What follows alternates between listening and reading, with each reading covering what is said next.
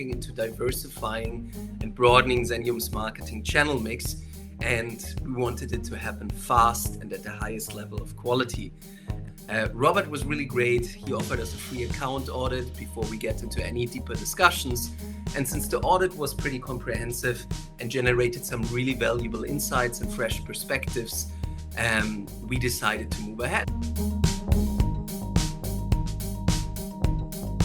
Overall, we were able to scale up our investments, for instance, within Google, in a very short time frame by over 160%, 260%, and on some of the sub channels within that, and all of the above within just 2 months, and very targeted efficiency metrics. So actually becoming more effective by kind of doubling our spend, and that was really, really great to see for us, of course.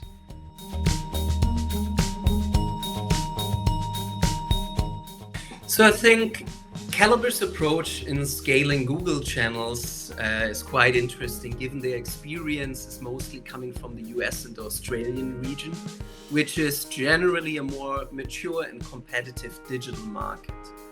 And some interesting approaches, such as the single-purpose campaigns, were fronted by them.